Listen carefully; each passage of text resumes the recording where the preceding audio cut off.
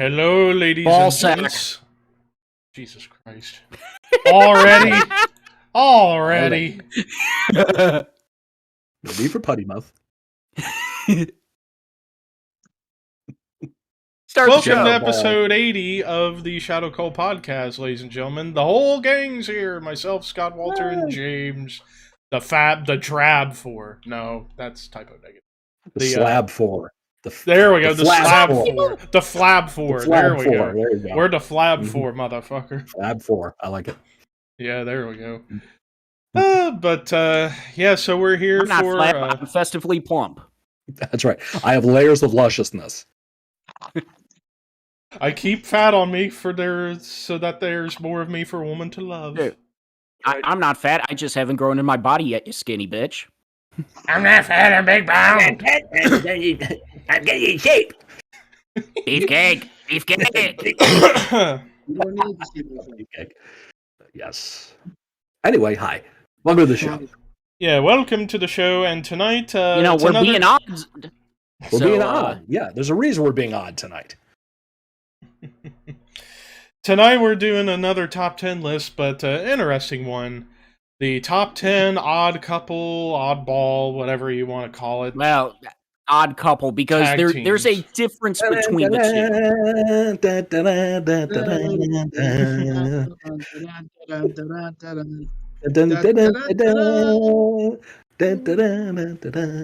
Hi. Top 10 odd couple tag teams. Young guys have no idea what we're doing. Yeah. No, I don't. See, he doesn't know. It's okay. two. He's young. I'm not much older, so I have no room to... Exactly, say anything. James. You shut up. You stop. Although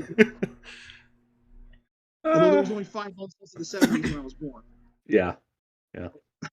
I'm still a child of the 70s.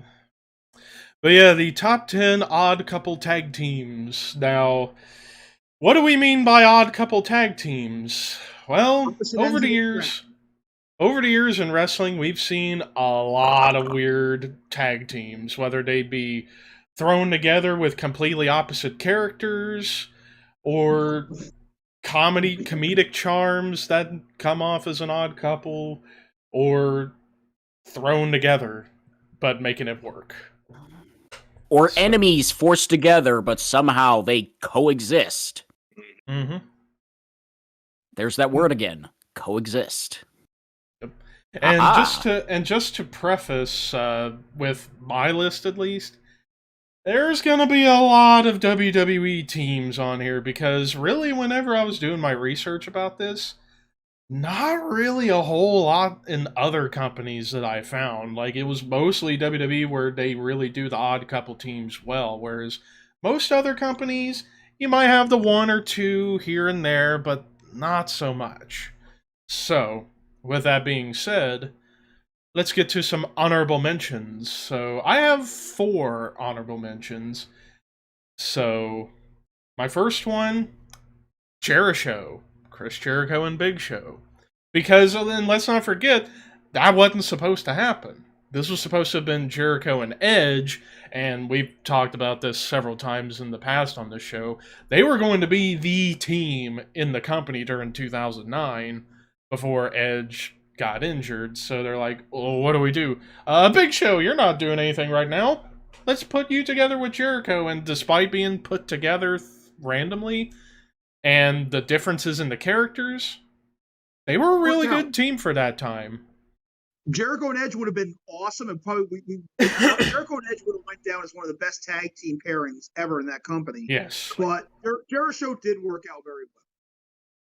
Yeah, they had a really good feud with DX at the end of 2009. So, yep. And won a bunch of tag team gold. So, my next honorable mention, one of the true definitions of odd couple tag teams, and especially knowing the behind the scenes between these two, William Regal and Tajiri.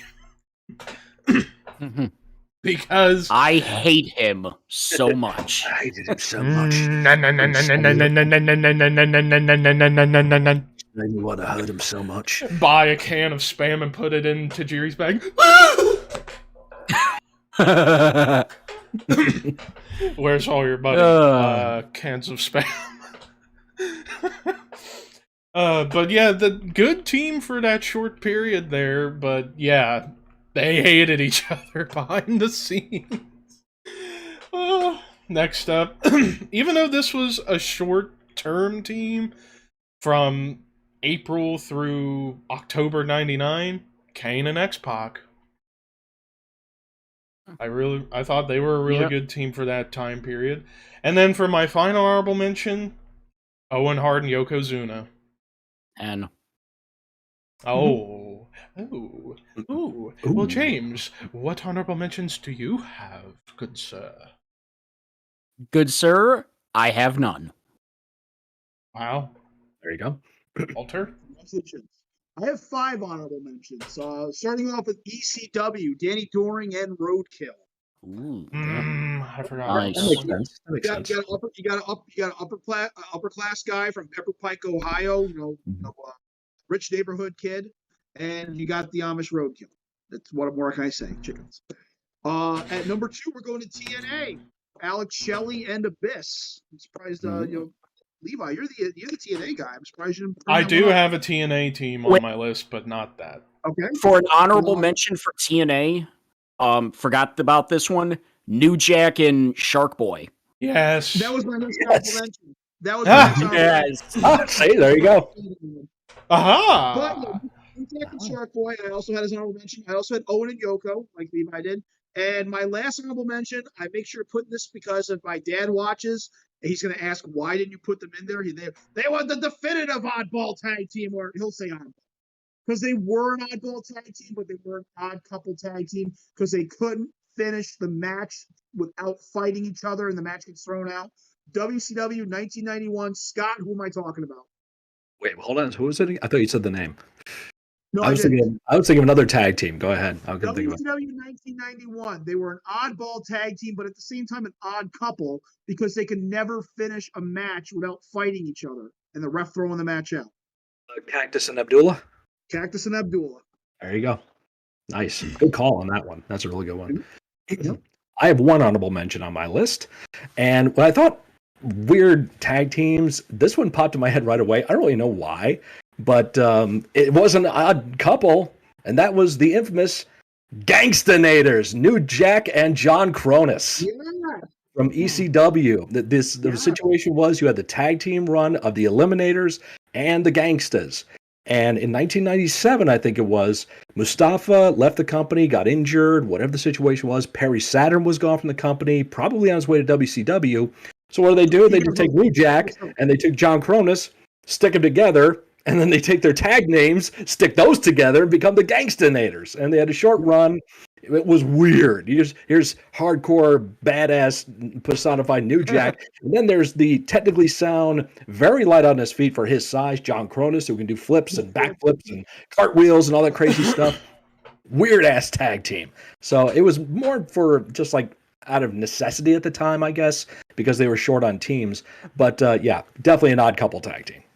Saturn came out with them a couple of times because he had that bad knee injury, but he was gone by the time. Yeah, they were both gone at that point. I just forget it was injury or signing new contracts or whatever. I think Mustafa was done at that point. Mustafa was finished. Yeah.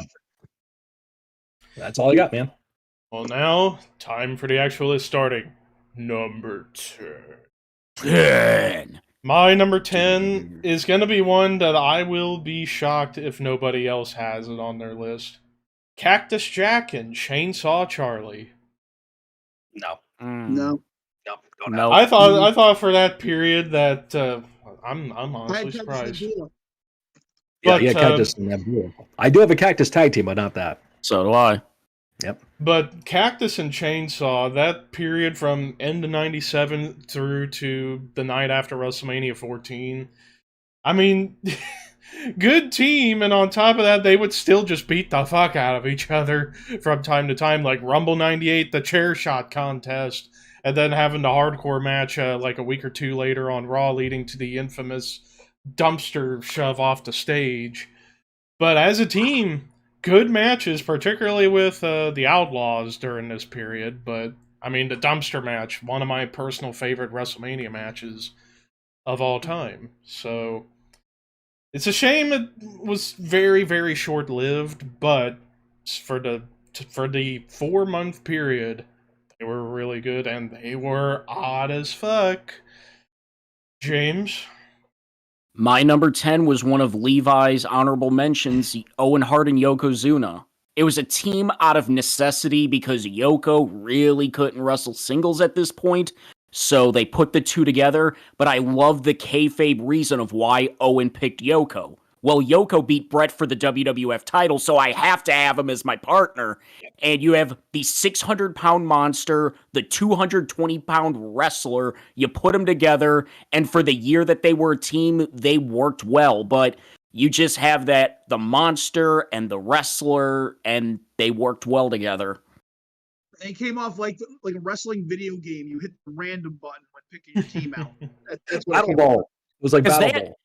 They had nothing in common. They had nothing in common heading into that. They were both heels, but yeah. Walter? My number 10, once again, we're going to Japan, like we were with my previous list that I joined you guys for. All Japan Pro Wrestling, early to mid 90s. If you followed All Japan, this was basically the definitive long-term storyline of a opposite ends of the track tag team, and that would be Mitsuhara Misawa and Toshiyaki Kawada. Misawa is the golden boy of All Japan, groomed, well-educated. They're gearing him up for great big things.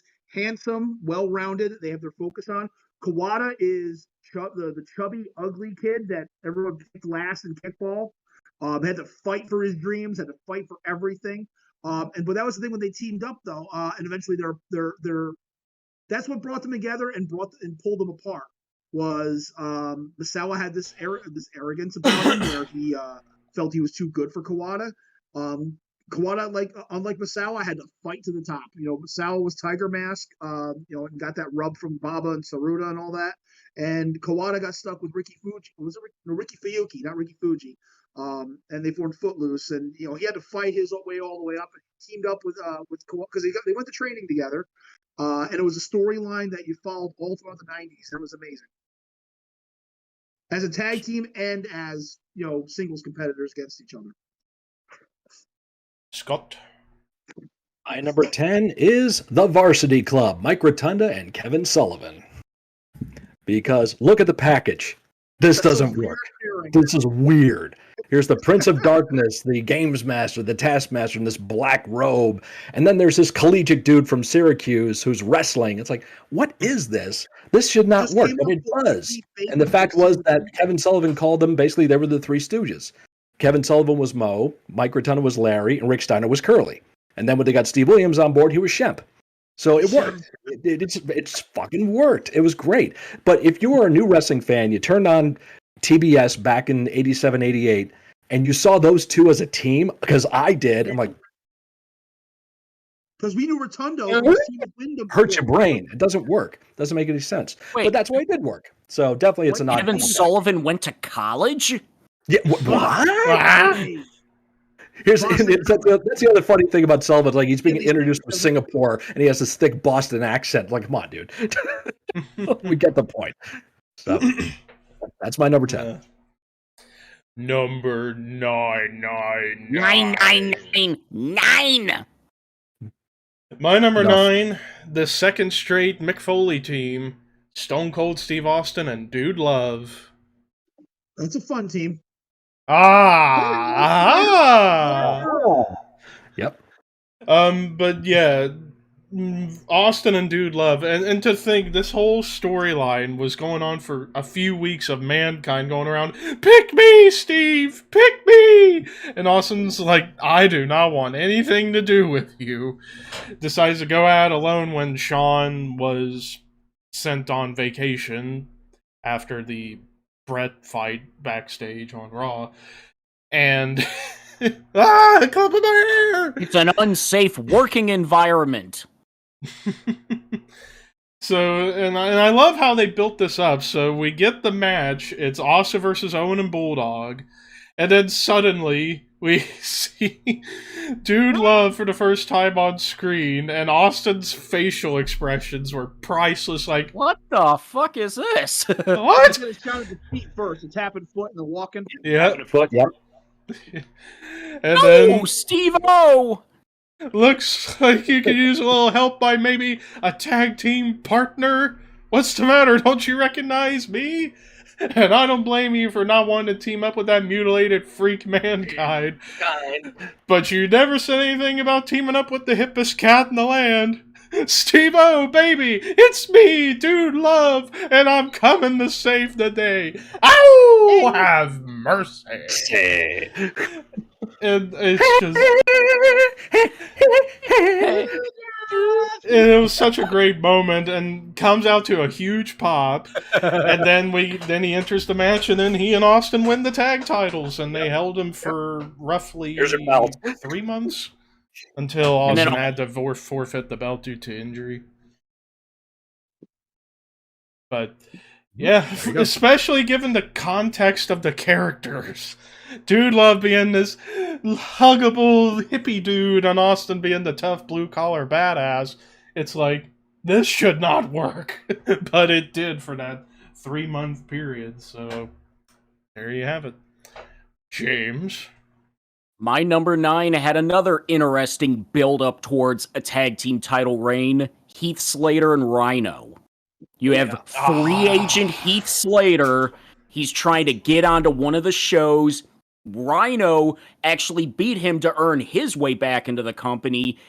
And Slater, the only way he can get a SmackDown contract is if he wins the tag tournament. He just has to find a partner. Nobody wants to be his partner. And Rhino's like, you know what? What the hell? I'll be your partner. You want some crackers? Total fucking opposites. You got Rhino, the man beast, and you got Heath Slater. I got kids! I don't give a shit about your kids.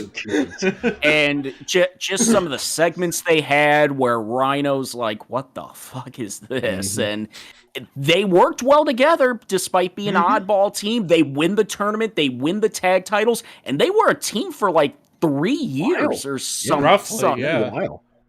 Granted, they weren't much after that tag title run, but that run up to it, I mean, they were captains of a Survivor Series team.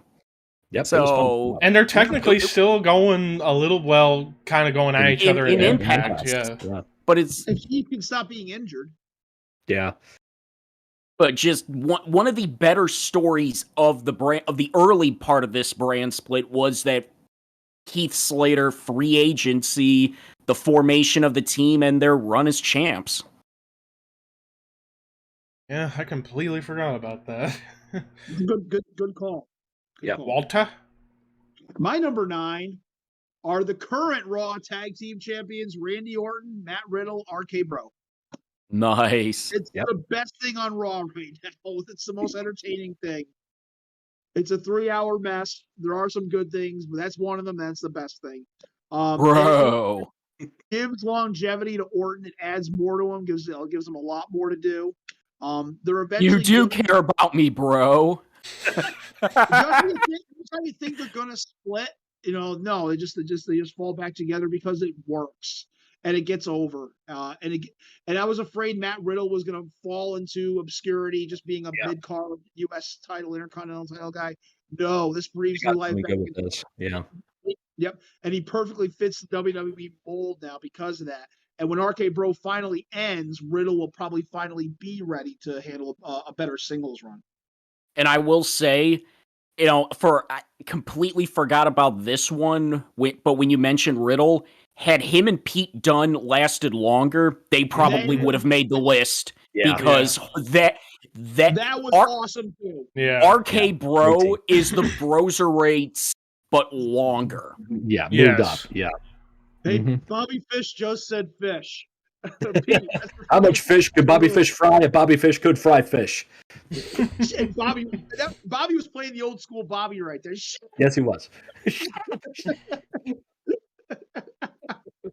I didn't say that. I'm a bro. He's a broser. He's a bruiserweight. Dusty Cup. Let's do this. And Pete, he just did. And we became a team, bro. Brilliant. Scott. So yeah, number 9, RK Bro. My number 9, the former Smoky Mountain Wrestling Tag Team Champions, Al Snow and Unabomb. Yeah. Thank you very much. Thank you. Uh, If you remember the movie A Christmas Story, this is if Grover Dill and Scott Farkas grew up. I thought that was Paul Heyman, Brock Lesnar. That's what I thought. No, this is the original. I was hoping to get a pop out of Walter on that line. So good that I'm done. I'm happy now. Yeah, I mean, Al Snow was the replacement for Eddie Gilbert. It was supposed to be Eddie Gilbert and Unabomb as the tag team. Eddie Gilbert got the book. He got the right to got the job. To book Puerto Rico. He left and did that. Jim Cornette needed a heel. He saw Al Snow on UFC 4, whatever it was, when he was backing up. Dan Severn. Yeah, thank you. And he did that smart ass remark. He's going back and have sex right now. He's like, I like this guy. I can use him. Boom, puts him right in that spot. He can be the heater. He can be the promo guy. And I got Glenn, who'll just be the big, tall, hulking, guy who'll clean up the mess that Al will create. And it works for that in that respect. Had a great run with the Rock and Roll Express. And just looking at the two of them looks like, what? This again, it's more about visual. When I was thinking about these tag teams, like you just put them next to each other. If you're a new wrestling fan and you're going to think they're a team. What is this? This is odd. Hence the topic here today. So Al Snow, Unabomb, and even when they would have like small interactions in WWE, they'd be like in a battle royal or a Royal Rumble together. Al Snow and Kane, I would just get like a little bit of warmth in my heart. Like look at that, there they are. They're still there. It's so cool. So yeah, that's my number 9. Number ready for it? Ready? Number 8. Shit. Damn. You tried it. Number 8. There it was. That's better. Sometimes it has to take more than one try to get out. Shit, fuck, Number goddamn Jesus 8. Christ. My number 8, Walter just had rated RK Bro. I got a number 8 rated RKO. Edge and Orton. Okay. Because it's like, you look back on this, this was after Orton came back after going through so many suspensions in 2006. 2006, not a good year for Randy Orton at all. Comes back fuck up. Yeah. Comes back in October to be a guest on The Cutting Edge, and Edge basically, tearing Orton apart, and then saying, you know what? To help you, we need to team up and end DX. And then they come together, and for that period from October 06 through April 07, one of the best teams the company had at that time. And great feud with DX. But yeah, when you look at the two, it's like, could these guys really work as a team? And from all accounts, they did. So, it's my number 8, rated RKO. James? My number 8, I don't really need to go into much detail with this one because it speaks for itself. Tommy Dreamer and Raven. Thought about that one. What? Yeah, I did think about that one. Mm-hmm. Do I even really need to go into more detail? The biggest feud in ECW history, and now they're a team. They're tag team champions, and they held it for more than 1 day. They held it for 3.5 months. Walter. I saw Walter. I saw Walter's that. like, oh no. Yep. Good call on that. That's a good one. Go ahead, Walt. Well, Walter? My number 8 is an odd couple due to cultural significance. It was the late 80s. The Cold War was going on. Who the hell thought that an American dream and a Russian nightmare could come together? I was thinking of this one. I was thinking of this one too. Dusty Rhodes and Nikita Koloff. Yes, great call.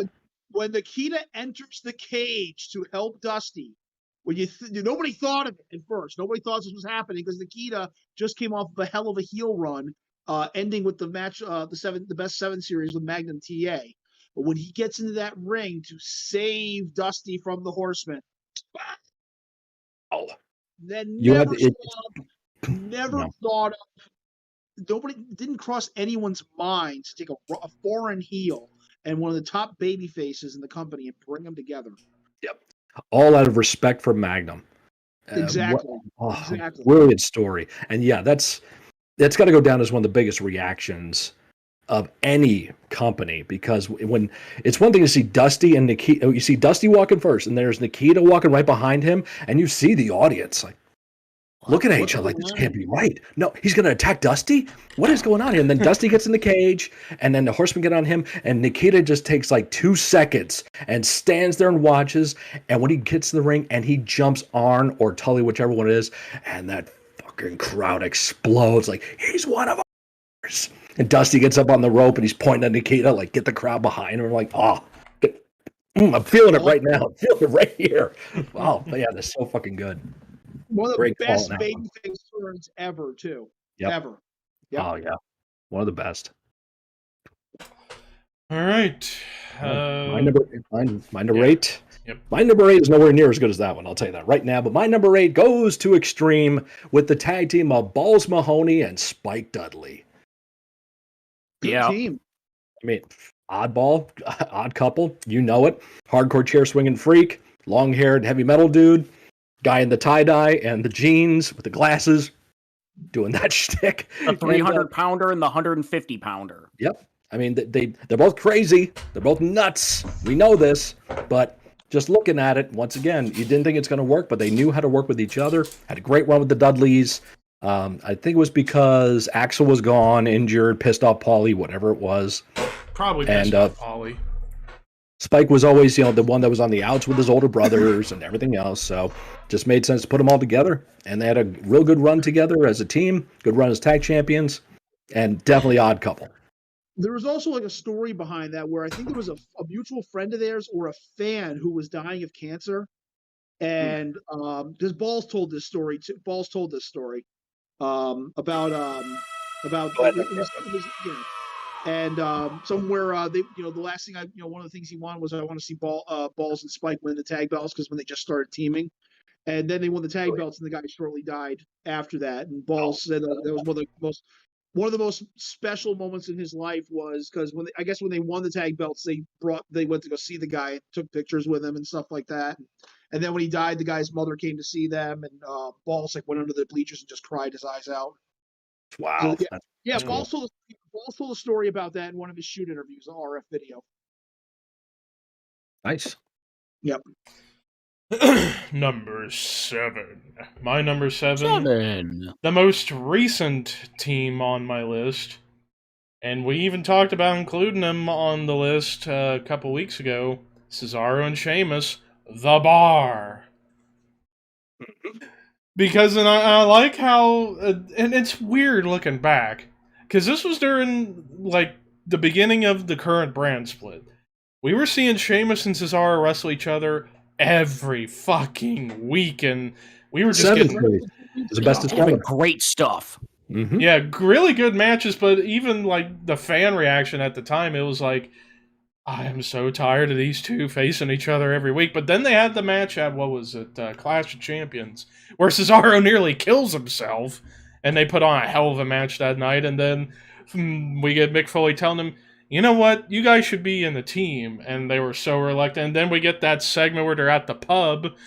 And I love Cesaro never takes a drink. Cesaro never takes a drink in that drink of the Guinness, while Sheamus, after the cheers. And everyone's in the back like, is Cesaro going to take a swig? Is he going to drink? No, because Cesaro admitted in that ride-along episode where he's with Rollins that he don't drink. And in fact, when he got given the martini, it was just water. Yeah, that was pretty funny. Did you see the match from 2 weeks ago in SmackDown where Sheamus is like, "You're nothing without me," and Cesaro goes, "You are like a brother to me," and they start hitting each other. And then, over the course, didn't that series go over like it was 1-0, 2-0, 3-0, and then it started it's like they had 2 matches, and then they had the best of 7 where it ended in Raw, and it's like because the best of 7 was to determine who would get a title shot. Since it ended in a draw, okay, you're going to be a team, and you're going for the tag titles. There you go. Yeah, which they won many times actually. They broke the New Day's long ass title record. I saw them wrestle Rollins and Jason Jordan at a tag match at Pepsi or Times Union Center. Hell of a match! Oh my god. It was a house show too. Pay-per-view quality match. And I like how in the first couple of months of their run, when they would do their entrance, they would just keep trying to overshadow each other by getting in front of each other, and then it eventually became part of their shtick, eventually, and with the matching kilts and jackets and stuff. So, yeah, the bar. Because especially, again, context of their characters and their history, and then they become one of the best teams in recent years. James? My number 7 is another ECW team. You have one guy who's not scared of anything. You have one guy who is scared of a moving leaf. Cactus Jack and Mikey Whipwreck. My number 7 too. That looks like Nice. I mean, that is one of the quintessential oddball teams. Yep, because absolutely. you look at Mikey at the beginning of his ECW run where just get the shit beat out of him all the time and just winning. Yeah, I mean, he was TV champion, then tag champ, then world champ, and Yep. He beat Austin. Yeah. He beat Stone Cold Steve Austin. It was a handful of tights, and you saw Steve's ass. Nutsack. Yeah. Saw taint. Saw Stone Cold taint. But it's like, when you look at the pairing of Cactus and Mikey, the two opposites of the spectrum of extreme. Yep. And just the promos that they would do with Cactus trying to get Raven to convince him that Mikey belongs in the group. Mikey, the public enemy is real mad. What do you think's gonna happen next? Means I'm gonna die. He likes it. He really likes it. Really likes it. I remember doing the Fire! Pizzazz! I remember doing the Ring of Honor show, and Rob told me to go find Gabe, who was in the middle of a yelling fit. So I had to go find Gabe Sapolsky. He was screaming at somebody. I walk in there, and Gabe screamed. Over there is Mikey Whipwreck screaming at Amazing Red at the SATs, and I'm like, that's the guy that beat Steve Austin right there. Yeah. And then I had to go gingerly approach Gabe while he was screaming at, I don't know, Samoa Joe or something. Mm-hmm. Oh, Walter? My number 7 goes back to the late 70s and the great northern Minneapolis, Minnesota AWA. Again, a case of bitter enemies who have to come together to fight a common bond or fight a common foe. Excuse me. That would be Vern Gagne and Mad Dog Vachon. Oh, great call. Yeah, I couldn't think of an AWA tag team, and you just did it. Thank you. I couldn't think of because one. they were enemies in the 60s and such. And then they had to come together. They beat Patterson and Ray the Clipper Stevens for the tag belts, and then they lost them a month later to the East West Connection, Jesse the Body Ventura and Adrian Adonis. But still, again, two guys who were the top heel in the company back in the 60s and the top babyface, the owner of the company. They're regular foes battling bloody, violent brawls all over, the Midwest and such, coming together. Nobody ever saw it coming. And I have another team later on with the same thing. And Scott may know who it is. Scott? My 7 was the same as James. Cactus Jack, Mikey Whipwreck. My number 6. 666. My number 6, my only TNA team on here, and, well, they would eventually become one of the greatest teams in company history, Beer Money. Because when you think about it, again, going back to the context of the characters at the time, James Storm, this rebellious, beer-drinking, ass-kicking motherfucker, Robert Roode, all about the money. And who would have thought, putting these two together, who were rivals for a long time, AMW and Team Canada, and you put the best from each of those teams, put them together, and they create one of the best teams TNA ever had, arguably the best. I still think AEW and Beer Money are kind of like fighting back and forth, but Beer Money, especially the fucking entrance, like Rude would just come out normal and eventually storm with the Boozer Cruiser, which I swear to God, I bet if my brother Rue had seen TNA more than just Kurt Angle stuff and he saw that, he would have wanted to get one of those. I'm going to make me my own. Yep. Make me my own Boozer Cruiser. And then they would go out there and have some of the best tag matches the company had ever had. Like them against the Dudleys, for instance. Like, wow. Great fucking matches. And again, just the characters.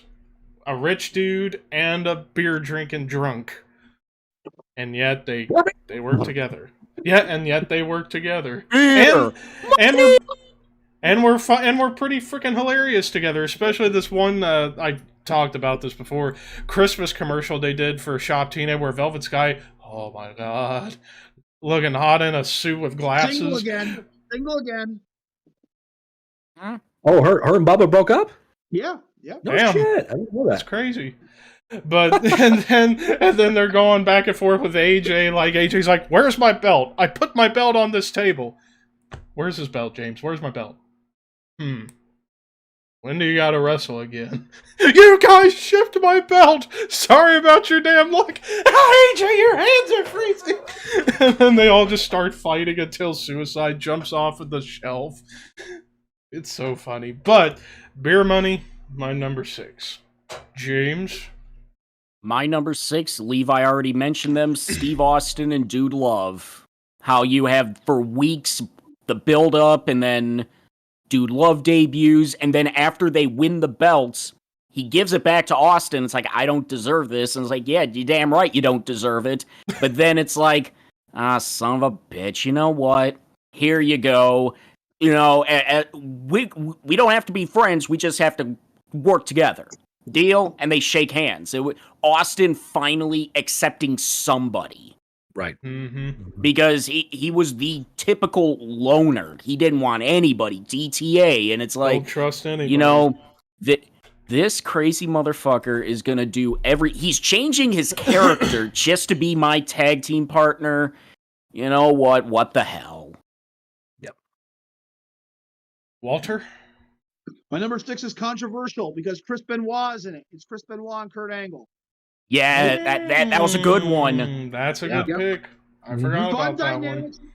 Fun odd couple dynamics between the two of them backstage. You know, Kurt the clean cut guy and Benoit the wrestling machine. But that was during the probably still in my opinion the best tag team era for SmackDown as well. Yes. Great fucking great match. Absolutely.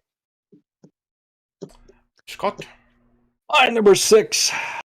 Lord Steven Regal and Earl Robert Eaton. Yes. Oh. A segment. I can't name a single match these guys were in. The segments from turning Bobby into Robert. Yes.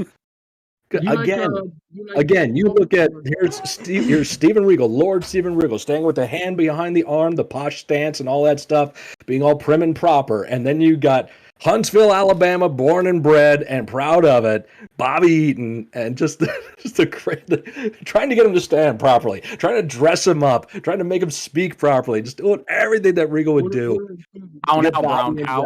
Oh my God! And when they had matches, which weren't like you said, I can't think of any great matches. No, I can't think of one match they had as a team.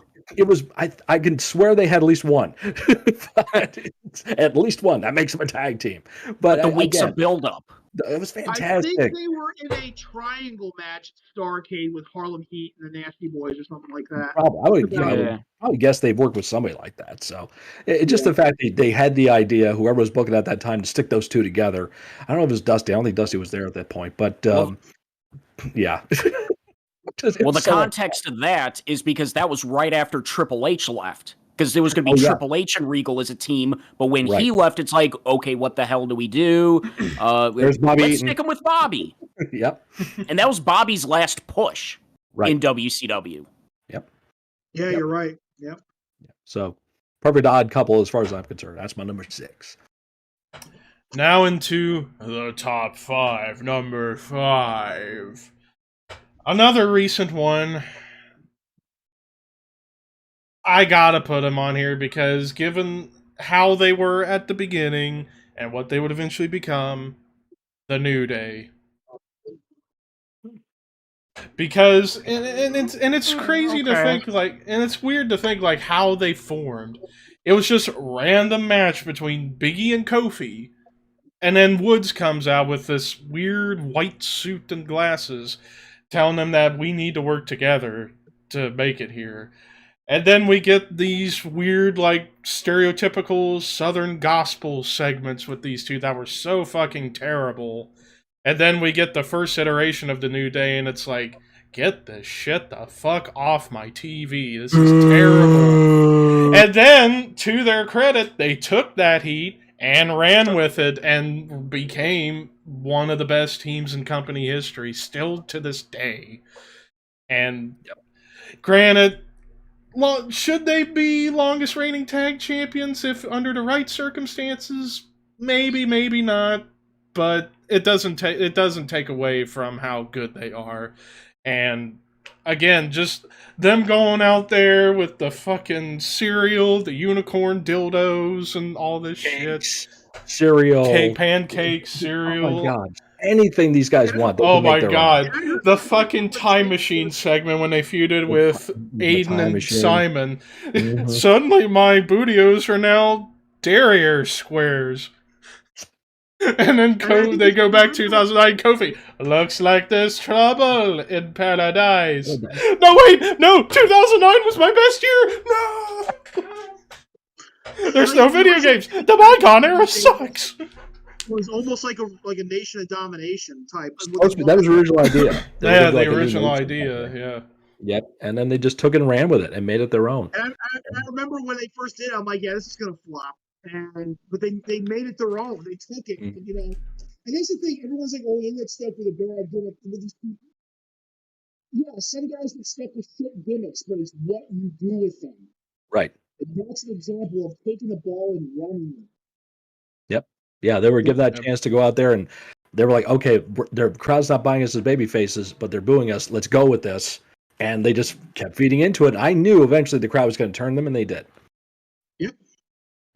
And then after how good they were as heels, it's like, hard to keep that going. Let's turn them babyface and just, and here we are still. Three of them have had great single success. Because the other thing, too, about them is, in my opinion, I don't think any two is better than any other two. I think they all have great chemistry together, no matter what pair you put them there. So, they all know how to work with each other and cover each other. So, James? My number 5's already been mentioned before, Sheamus and Cesaro, the bar. We don't set the bar, we are the bar.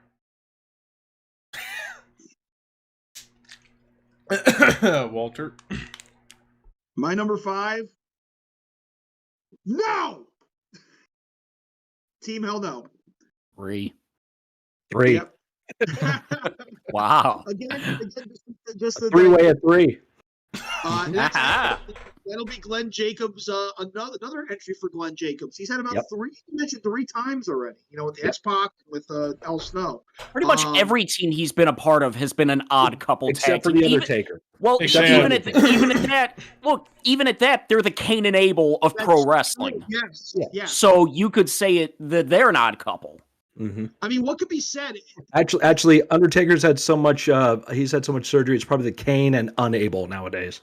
Jeez.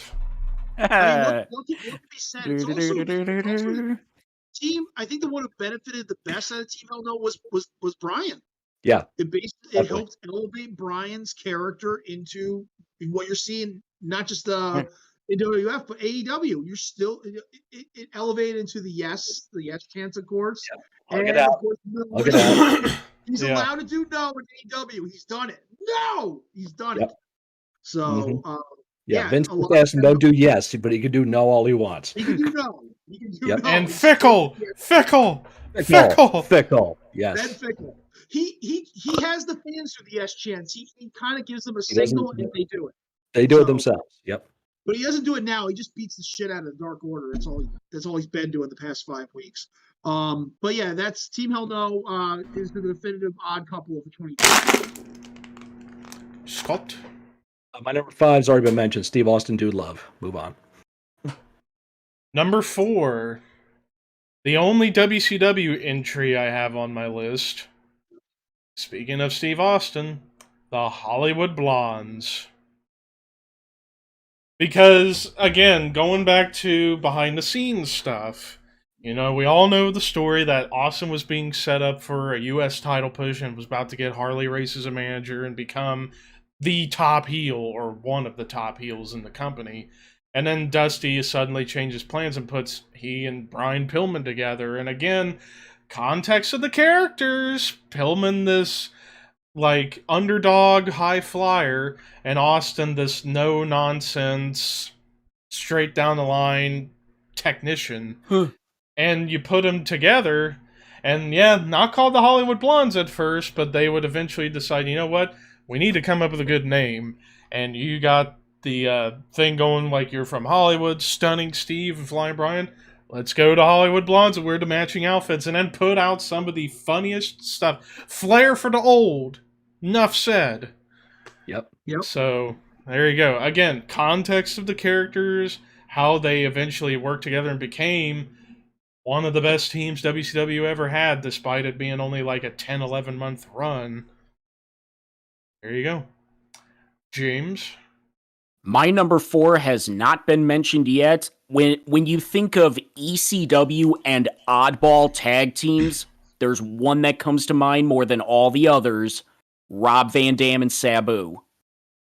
One of the best teams in ECW history, but at the same time, they fight, they team, they fight, they team. It like Rob Van Dam being cocky, Sabu didn't want to deal with Rob shit, and you have Fonzie down the middle.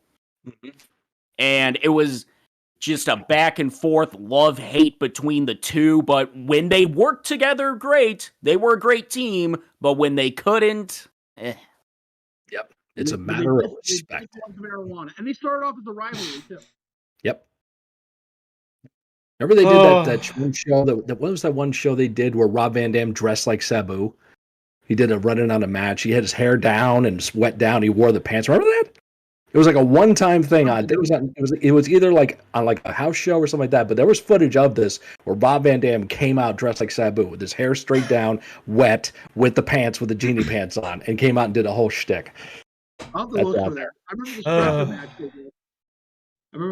Now, if I think about RVD and Sabu together, I just can't stop thinking about when they got pulled over just 30 minutes down the road from my house. Bad boys.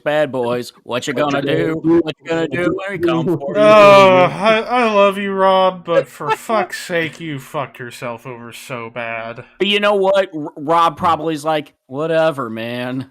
And that you could say that Van Dam and Sabu were the first inkling of the Broserweights.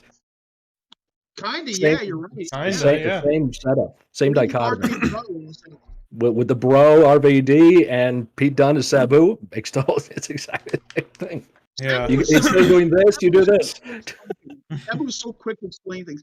I remember when I met Sabu and I brought up the Ring of Fire match, all he said to me was, yeah, bro, it was fucking hot. Yep. That's an understatement. Yep. Walter?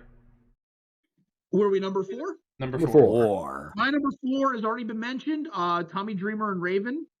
Again, bitter enemies come together to fight a common foe, just like Berganya and Mad Dog Vachon. Wow. We got a major rainstorm happening over here. Probably got a rain event. Holy shit, gotta get tickets for that. My number 4 was mentioned, I think, in Levi's honorable mentions. William Regal and Tajiri.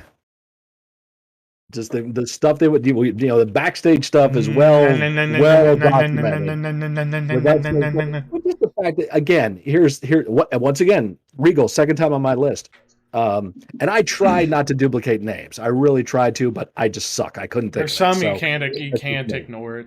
Regal, Kane, you can't really, yeah. And like we said with Kane too, it's like there's so many people that he just teams with it just doesn't look right. But Mick Foley, yep. So, but William Regal to Jerry Regal, he was doing the ambassador thing at first, then he was commissioner, and then Tajiri's his guy backstage, his guy Friday, if you will. But then you got the Japanese buzzsaw and the snake pit lineage with Regal. Like, what? It doesn't look like it's going to work. We had such great chemistry and just worked so well together. So, yeah, that's why I thought number 4 is a good spot for these guys. Number 3, Walter. Number 3, we got a three-way tie. It's Yeah. Team Hell No, and No. hell, I watched back the Untold, WWE Untold about Team Hell No, and it's crazy to think, like, behind the scenes, Brian and Kane are like total best friends. Like, Brian talking about how they bonded over that downtown song or whatever the fuck it was, and Brian stacked up a bunch of chairs between Kane's bag and the bathroom stall while playing the song in his stall, and Kane, you got me, you little bastard. Okay, I'll take the chairs down now. Yep.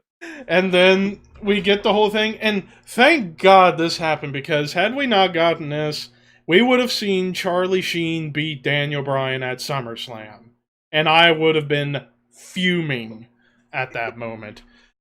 Thank God that didn't happen and we got this instead. And again, context of the characters. Kane, big demonic monster. Daniel Bryan, an angry little boy who can't stop saying no all the time. Yep. And Dr. Shelby, the glue that held it all together, and kudos to the man himself who played that character. I mean, yeah, they tried to replicate that with Sasha and Bailey, did not fucking work. But here, just, oh my god, and I did his whole spiel whenever I think it was like the second week they were doing the anger management segments, when after everybody leaves and Kane and Bryan are just going at each other, and he goes, "Hey guys! Oh my goodness, you don't listen! You have learned nothing! Oh! And they're looking at him like, okay. What? Just the skits with those two, and I love how they explained when they did the restaurant skit. Half of them knew, half of them were actually customers trying to eat, thinking, "Oh my god, what is happening?" I have to bring this up because that's the Colony Diner. It's in the exact place I grew up. It's the corner of 155 and Route 5 and Kmart Plaza. Ate there plenty of times. Just the fact they did that at that diner to this day just gives me a warm, squishy feeling inside. It's just so cool they got to do that there. So, yeah. Kane burps after one piece of lettuce, and Bryan after one meatball. Daniel, no. No. What's that? What's that, Walt? Best chicken parm in the capital region, right? No, absolutely not.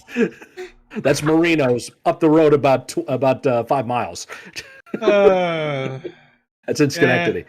Yeah. The Colony Diner, yeah, I would burp after eating one piece of lettuce there too. It's like that. So, yeah. I think you and I actually ate at Marino's once. Marino's probably. I think after the show, it was up the road from World of Hurt. It was up the road from where World of Hurt is. Yeah, you and I hit that together. I remember. Yeah, me and Lee used to go there all the time too, man. Oh, such good food. Oh, I miss that place so much. It was pretty good. Oh yeah, so good. Hang on, I'm having a moment here. Hold on. Easy, Scott. Easy, fella. So good. Anyway, sorry, I had a moment. But aside from the comedy, aside from the comedy, fucking great team putting on great matches, like with anybody really. Even a really good match with Big E when he was green as goose shit and Ziggler at Mania 29. But best feud was with them and the Shield, because holy shit, those two went out there and put on awesome matches. That 6-man with the Shield and Devin Ryback. At TLC 2012, that was an awesome match. Hell no, and The Undertaker versus The Shield over in England. That was a great match too. All three of them. All three of them. The fucking pose. That picture's still really cool to see. Yeah. But yeah, Team Hell no. Jesus Christ. But again, I will say this until what can I do for you? I will say this until the day I'm put into the ground. Kane, the next night after they won the tag title, should have came out with Mickey Mouse ears after he said, "I'm going to Disneyland." James. I mean, what more can you say about Team Hell No? Yes, it did a ton for Bryan, but at the same time, it extended Kane's career. Because you got to remember, about this time, Kane was more or less at the end, but then he had this run and it extended it. Then he became corporate Kane after that. Oh, jeez. Which was fun to some extent, like when he was like picking on R-Truth. Because this was the welder Kane time. Yes. Welder He had mask. the welding mask first, and then his own mask on top of it. So I mean, this was after the Cena feud and the Orton feud, and okay, we're just gonna pair them together against each other because it spun off from the AJ Lee stuff, Yeah. like that triple threat that they were a part of, With Punk. where AJ had a thing for all of them, including Kane. Yeah. hell of Walter? a fucking team. yeah, Where are we? Number 3? Number 3. All right. So number 3, nobody's mentioned yet. Scott might have him, but he hasn't mentioned him yet. But they've only had one, as far as I know, one match, maybe 2. But the thing behind it is, it was the biggest rivalry. It trumps. It's a matter of enemies coming together against a common foe. It trumps Raven and Dreamer. It trumps Gagne and Vachon because it was the biggest rivalry of the rock and wrestling era. Hulk Hogan and Roddy Piper. jeez. Oh. No, I didn't have that. No, didn't have that as a tag team. That's a great call. That whole promo. As far as I know, but it was a big freaking deal. That whole fucking promo with Orndorff and Piper, with Bobby Heenan setting it up and getting Vlad involved. The super fan Vlad getting him in there too. All leading Which to I a still tag hate team. they canceled that documentary. They canceled it. Yeah, Yes, really. they did. That's bullshit. Bullshit. Total bullshit. Come on, Nick Khan. I was so excited to see that and like, thanks, Vince. And thanks, Nick Khan. Stop having dinner with The Rock and go fucking, do something.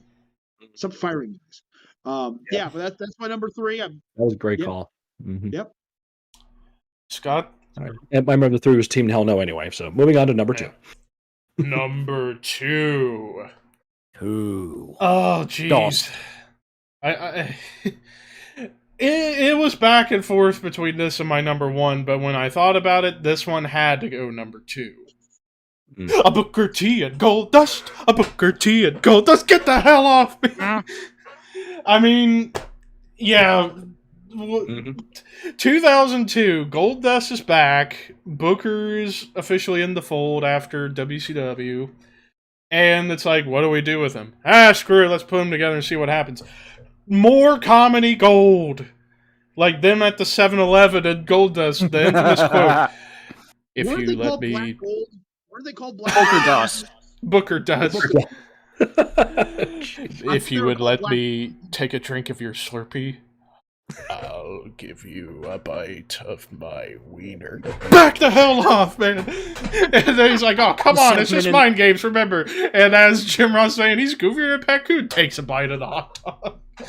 The segment in the hotel. The at the movies where they're critiquing the Vader Scorpion King. thing, yeah. The Darth Vader, You know, Goldust painted up like The Rock. After Booker joined the NWO and Goldust wanted to be in the NWO too, and Yeah. It really was just for comedy purposes because maybe they won the tag belts once. They did win the tag Yeah. titles at the end of the year, at Armageddon that year, actually. And they had good matches. They had good Oh, yeah. matches Great chemistry. during this They period. really developed great. Because that was what? Goldust's 3rd run? something like that. It was up. Yeah, it was Second run. second run? I thought it was 3rd. But yeah, just put it again. It's not the cook, it's the ingredients. And just to like, all right, put them together. Wow, we got stuff here. We got something Let's keep here. running with this every week. Just works. And then Booker's like, they should have called it, if you were in the movie, they should have called it the Scorpion Queen. Tell me you did not just say that. Say that. I still will never forget the fucking 7-Eleven segment. And in the hotel, I bought this nightgown for nothing. Or Triple H may be the game, but Booker T and I are the ones with the bigger joysticks. Fucking love it. James. My number 2 is Booker T and Goldust as well. It's like you had the comedy with them, but also you had that one serious moment of Goldust losing his confidence. He's going to quit, and Booker's like, no, man, you're not going to quit. we're gonna do this again. We're going after the tag team. We're going after the tag team titles. We're gonna win the tag team titles. This was after like the third or fourth time they failed winning it, and then they go on to Armageddon and win the tag titles. This great moment. Sure, it wasn't a long reign or anything, but it was that moment you had been building up for months, and then finally Booker accepts Goldust. They win the belts.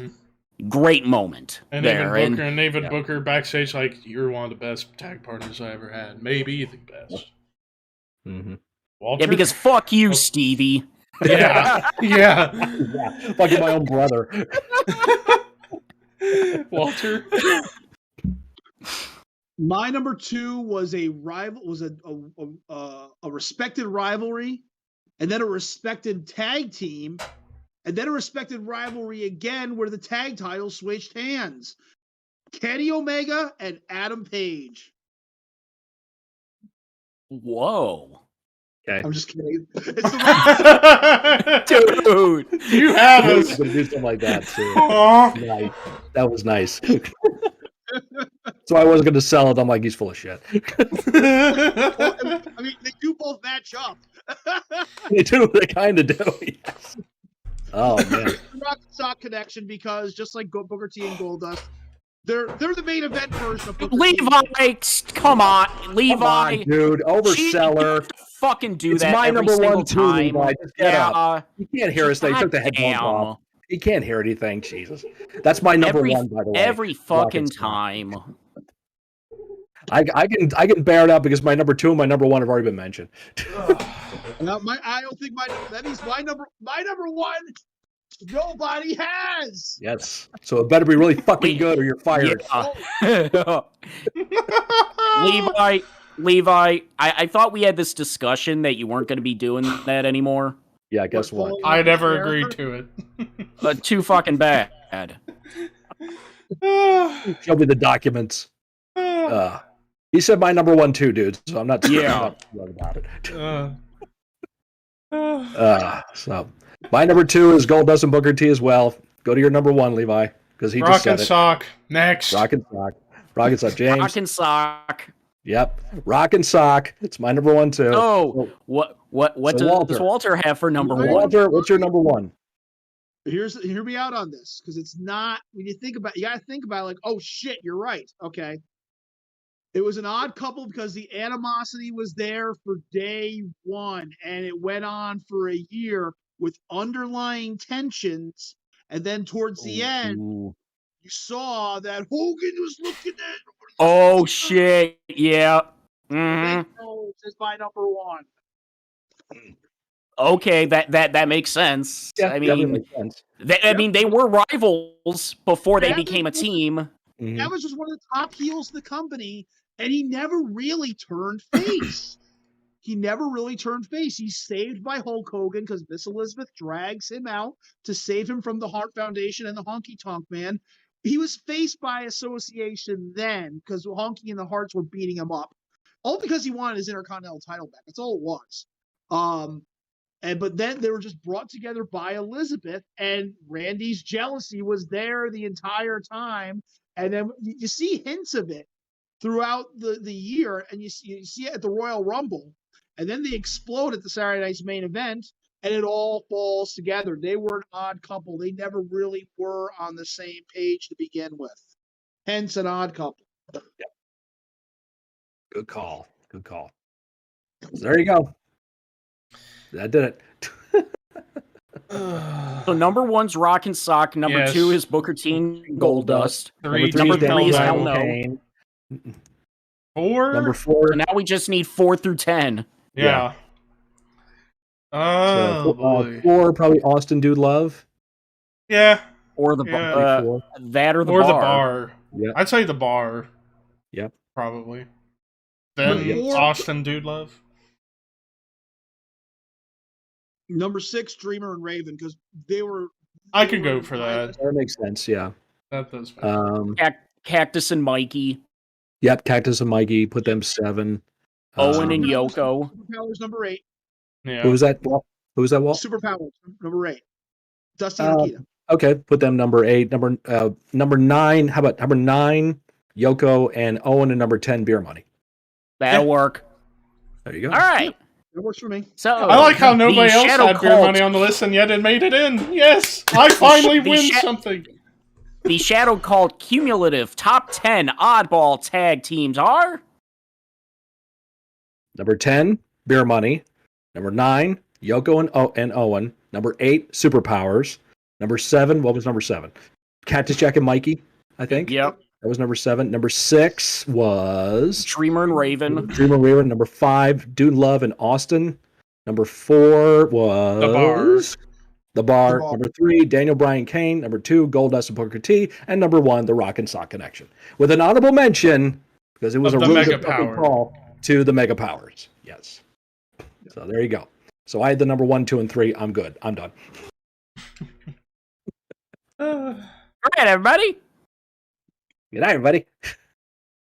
I should have done. That's the last I top should. 10 of the year, folks. That's the Yes. last top 10 of the year. Yep. Yep. I almost January. I almost wish I would have done the Grinch spiel whenever Walter killed me. Part 2, Max. Now, what about some of the worst oddball tag teams? Oh yeah. Any team of John Cena. Nah, I like Cena and Orton. Worst. Well, What I was meant the like Russian Cena and Shawn, Cena and Shawn, Batista, yeah. Cena and Miz. Otunga. Cena and Cena Miz. and everybody. Yep. Yeah. What about Miz and R-Truth? I don't really see that as odd I thought myself. I like that. I know it's like been they're listed as like an odd couple, but I thought it worked. I thought it was fine. Yeah. What about Omega and Page? Mega Page, yeah. Good matches, but the oddball thing is their chemistry. You saw it. It was like done before. They were just reenacting a different like. Austin, you know what? Speaking of what you just said there with reenacting the magic of some from the past, the Ultimate Maniacs, Savage. Oh, and yeah. Thor. Mhm. Yep. Like nope. Razor Not buying Ramon it. and Ric Flair. Razor Ramon and Ric Flair just didn't go together well. Yeah, I can Now, agree on that. Speaking of Razor Ramon for an honorable mention odd couple team, him and the 1-2-3 Kid. Yeah. Yep, that was that. Yeah. Very, very What true. about Flair and Sting? Yeah, that's a bad Yeah. odd couple team Flair and Sting. Yeah. Mm-hmm. because that happened twice. Right. Yep. Haku It's and never seemed like Andre. it worked out. Haku and Andre was great. Good. Yeah, I think the two of the baddest motherfuckers in the company. Yeah, absolutely. That was Arthur Yeah. Jones saying that. Yeah, I have Yeah. seen that on various I have seen Haku and Andre on like various odd couple tag team listings, but I personally, that's just me. It doesn't mean I'm right or wrong. Just I never saw that as odd myself. I agree with Ricky on this one. Y2AJ. That was. Yeah. Yeah. I forgot all about that. They had a T-shirt too. Yeah. Did they? Of all things. Yeah. They did. Jeez. Jake Roberts and Tommy Dreamer. Yeah. I mean, that was just yeah. And also that Jake, makes sense. Jake was a mystery partner on top of that. So Right. Another bad odd couple team, Bret Hart and Goldberg. Yes. Yeah, that was Yeah. bad. They were the tag team champions yeah. too. What does that Edge and tell you? Hulk Hogan. Edge and Hulk Hogan just to me just didn't sit right to me. It was Yeah. Edge with it. Okay, I'll defend it only because it was Edge teaming with his childhood hero. There you go. Yeah, There's a that's that's true. pretty much the significance behind it. Mm. Yeah, I guess you can say that. That's agreeable. Yeah. Bad News Brown and anybody. How about that? Yeah. Yeah. Yep. What else was there? Oh, even though they were tag champions, Greg Valentine and Brutus Beefcake. The Dream Team. Yeah. The Dream Team. It's, You know? Yeah, that didn't seem right. They yeah, worked we okay. throw together, and honestly, it never seemed like they were a good tag team, even though they were tag champions. But this is mid '80s; it wasn't a great run at that time. But it was just like, it just did like really. Cactus and Max Payne. They just felt thrown together. Yep. Cactus and Oh, how Max about Payne. How about Dynamite Kid and Johnny Smith? Yeah. Undertaker and The Rock. Oh, shit. Yeah. Undertaker and Austin. Yeah. It's too bad none of us are big. It's too bad none of us are big Stampede fans because an honorable mention would have been Owen Hart and Jason the Terrible. That's right. Yeah. Yep. Yeah. They were a tag team. I forgot about that. Mhm. Oh, God. And funny enough, I had Jericho in my honorable mentions. Here's another one that's bad odd couple. Show Miz. Show Weren't Miz. Oh, bad. man. Yep. They weren't that They bad. weren't bad. They weren't terrible. They weren't that Here- bad. oh. Here's another old one, Walter. How about this one? Dick Murdoch, Adrian Adonis. Oh, well, that was because Ventura couldn't wrestle anymore. Right. So Yeah. there's just like really weird. It's like, oh wow. They go from the east-west connection to the north-south connection. Right. I don't know just how happened- you guys. I don't know how you guys would feel about this pick for a worst oddball. Joe and Owens. For that short time when they were feuding with Rollins and his group back in Yeah. end of 2019, early last year. That was supposed to lead to a War Games at WrestleMania. From what I gather, it was supposed to be Joe Owens and the Viking Raiders against Rollins, Buddy Murphy, and AOP. from AOP. War Games. And then Joe got hurt, and I think one of both the AOP got hurt, Yeah. and COVID scrapped it and just brought down Owens and Rollins. Yeah. But from what I understand, the original plan was going to be War Games because it was such a hit on NXT. Let's try it out at WrestleMania. Try it out at WrestleMania, yeah. I actually don't even remember this one. I don't know if you guys do. Ric Flair and Carlito? I don't remember that at all. How about this happened? This did happen. Hulk Hogan and the Honky Tonk Man. When Honky What? first came When he was That babyface. I didn't know. babyface at it was a show in either Boston Garden or Toronto Maple Leaf Gardens or somewhere. It was Hogan and Honky Tonk Man against, I don't know, Orndorff and Harley Ray. I don't know. It was a heel team. But yeah, Hogan and the Honky Tonk Man. Hulk Hogan and Mean Gene Okerlund. There you go. For Great Odd Couple. Yeah. Hulk Yeah. Hogan and Mean Gene. What about Santino and Kozlov? They had Yeah, fun they were- comedy They segments. did have That fun was the one I comedy was trying to segments, think of. especially the tea time with Sheamus. That was Santino funny. and Beth Phoenix. Yeah. Glamorella. Yeah, that was very No. weird. Booker T and Sting. That was a short-lived tag team for a little. I think it was only Booker one T night. and Test. Yeah. I don't know that Yeah, one. yeah. Wow. Taz and Spike Dudley. Yeah, that's a weird one. Cactus Big Show and Billy Kevin Gunn. Sullivan. The Shoguns. I did. I Oh my completely God, forgot you're about right. that one. Yeah, Shogun. Oh man. Now Billy's teaming with his boys. Big Show and Spike Dudley were a team for a short period there. Yep, that's right. No, you're right. Yeah. So Big Show and anybody is basically weird. Big Show and For the Kane. most part. Big Show and Braun Kane, Big Show and Strowman Undertaker. Nicholas. Mhm. Braun Strowman and Nicholas. Yes, Braun Strowman, Nicholas. Yep. Braun Strowman and Seth Rollins, they were fucking tag champs. Yeah. Yeah. They were Seth tag Rollins- champs, and then they had a main event against each other. Seth Rollins and Jason Jordan. Yep. Yeah, Walter mentioned that. They were a good team. I liked them. Even though it probably should have led to them two Oh, having a match at or, WrestleMania had Jordan not got hurt. For Odd Couple, Rico and Charlie Haas. Yep. Yeah. Stand out on the list. Yeah.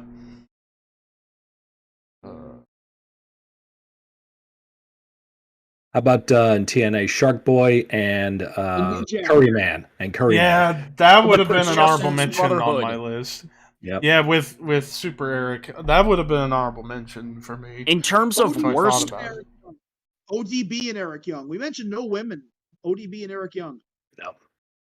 but in terms of like worst Odd Couple, you had the short period of time where you had one half of AMW and one half of Triple X, and then the other half of AMW and the other half of Triple X. Yeah. But that culminated into an amazing cage match. though. Yes.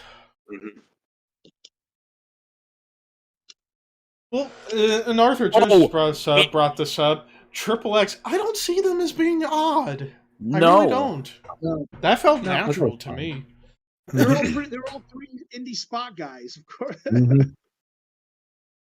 BJ Whitmer and Danny Moff. How's that for an odd couple? Yeah, how about that one? I forgot about that. Even BJ Whitmer and Jimmy Jacobs.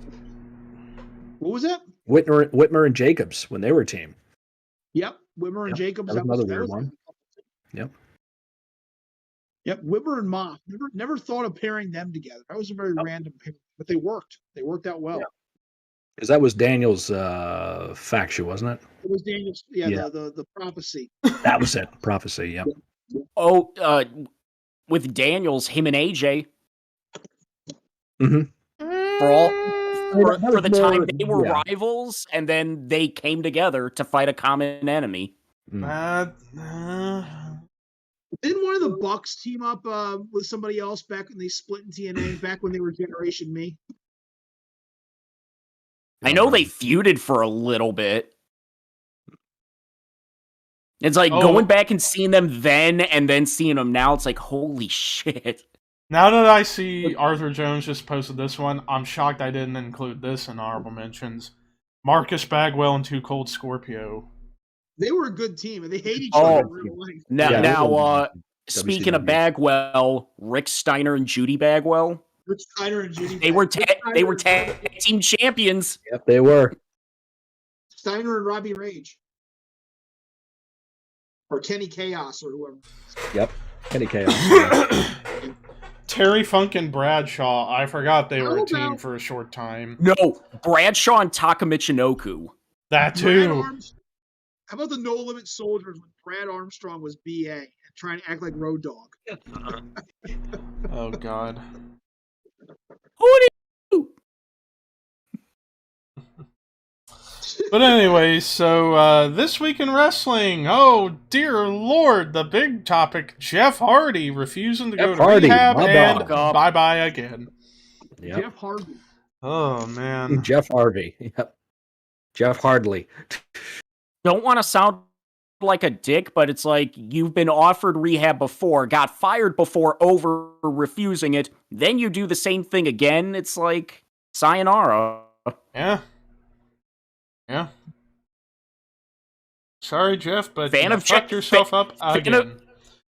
Fan of Jeff Hardy as a wrestler, but it's like, dude, you've been a fuck up for over 20 years now.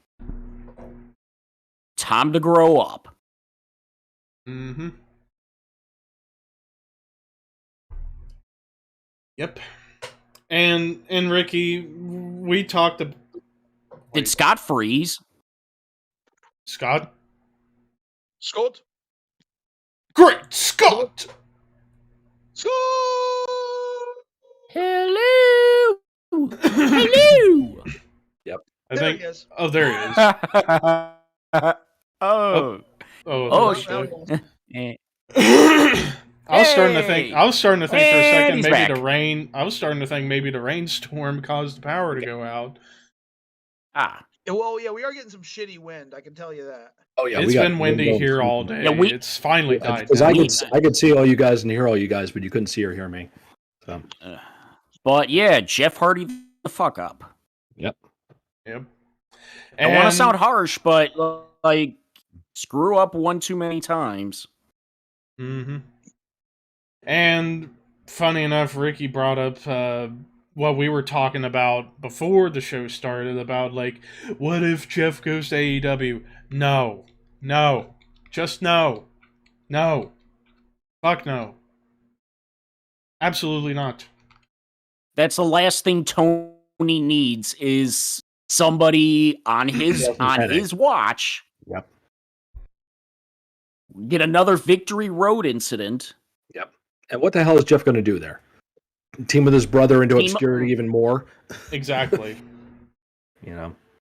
Going to take a bunch of crazy bumps, which he doesn't need because crazy bumps equals more pain relief. Yep. And he's 44 for fuck's sake. So, like at this point, maybe the best thing for Jeff is to retire. At this focus point, on himself. Focus on his family. Yes. And it couldn't have come at a worse time, too, because given how he did so well at Survivor Series, and it seemed like they were getting ready to set him up to be possibly the guy to take the belt off Roman. And well, now, hell, I mean, remember in 2008 when he was ready to win Money in the Bank, and he gets popped for a wellness violation. Yep. After his big world title reign in 2009, fired again. Turned heel in TNA and getting a bunch of heat, and then Victory Road happened. Yep. Like, how many more chances does a guy need? Yeah. And I know Vince loves to give guys second chances, and he fucking gives them third chances and fourth chances and everything he can, but it's like, all right. You eventually have to say, that's enough. I can't take no more. It's like, here's rehab, and Take it. they offered it, and he refused it. What more do you need? It's like, what else can they do? Yep. And to the fans out there that are upset that Jeff's gone, you gotta understand, guys. Jeff did this to himself. Yes. So you should blame nobody but Jeff for this. It's his fault.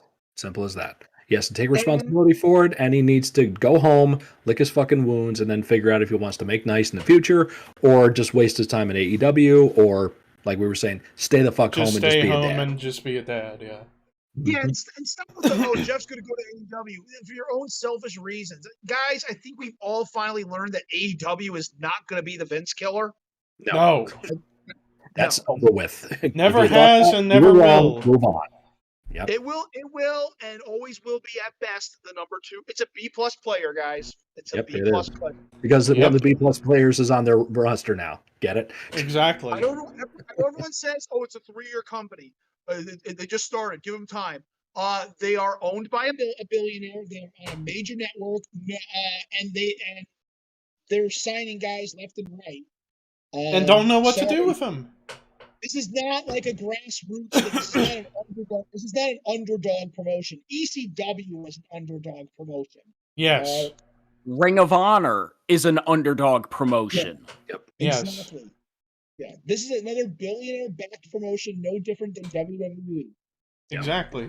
That's why there was never any Wednesday Night War, folks. Never happened. There was a Wednesday Night War. Never will be. Dynamite is struggling to get anywhere near a 1.0 now. They can't even get 1 million viewers a week. No, Rampage can't even get up 500,000. Rampage is on Friday at 10, which is not the best time to have a wrestling show. That's true. I'm trying to give them the benefit of the doubt on that. 0.5 is actually not bad, but they're not. But still, when you think about.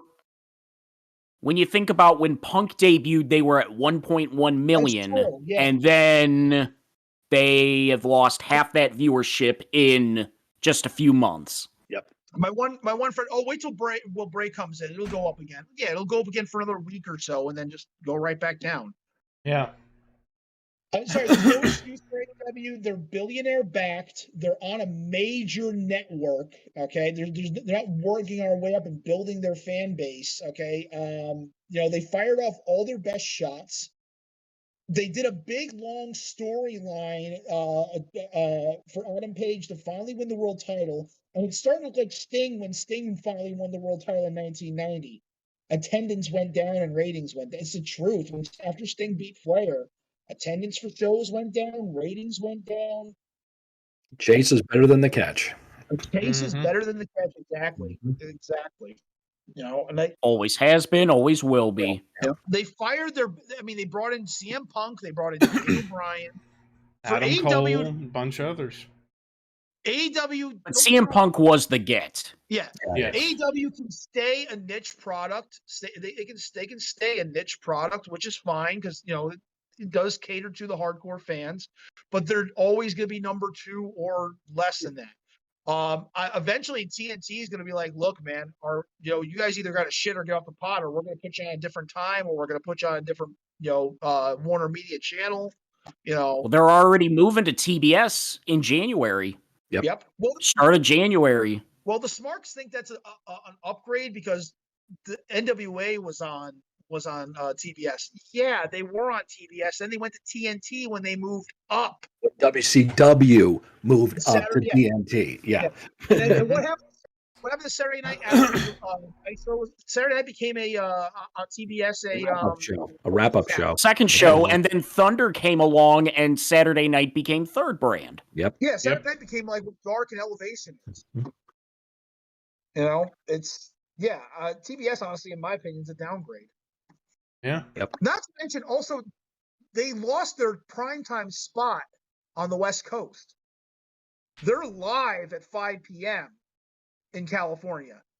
Nobody is watching wrestling at 5 p.m. in California. Oh. Why? Because TNT probably felt there's more worthwhile programming to put on at 8 p.m. over on the West Coast. Yep. They got the hockey deal.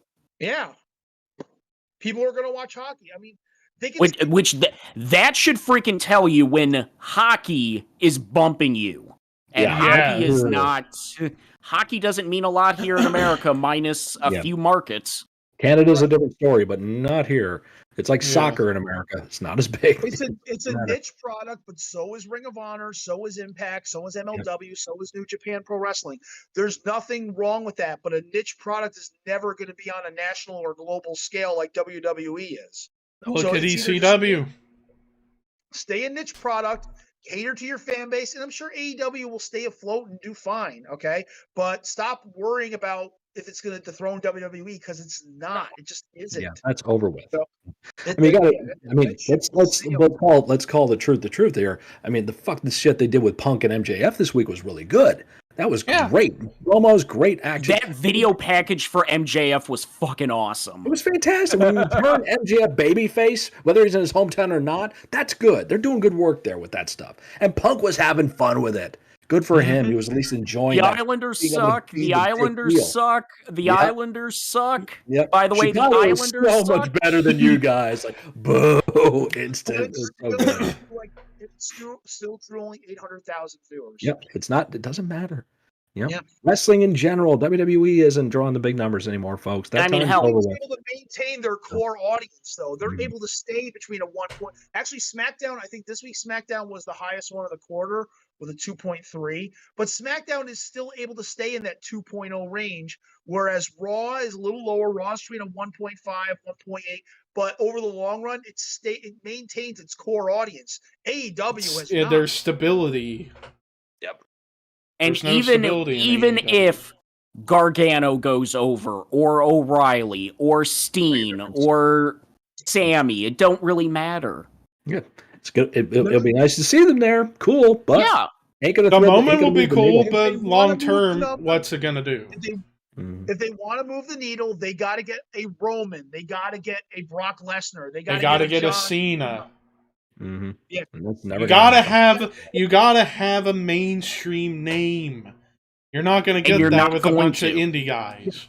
And you're never gonna get a Cena or a Roman or a Brock because they're gonna cost way too freaking much. Who the hell are you gonna cut? Just for Brock alone, they would probably have to cut like 30 wrestlers. Well, it's already starting. Starting to happen. You're starting to see less and less of the day one guys. You don't see Sonny Kiss. You don't see Joey Janela very much anymore. You don't see Frankie Kazarian. They made him the elite hunter, the elite killer, and he's barely on now. They already took their big Ring of Honor grab from Jay Lethal, and he was in that battle royal, and he was like out like within minutes. And speaking of. It's like Gargano goes over, he'll have one big match, and then he'll have the dream match with Daniel Bryan. That'll be it. Yep. And but then again, if Gargano goes to the main roster in WWE, I can only see him at best being a contender for the IC or US title, maybe win it once or so. That's about it. It's pretty much he's damned if he stays, he's damned if he goes. Right. Mm-hmm. Yeah. And we were talking about this before the show started.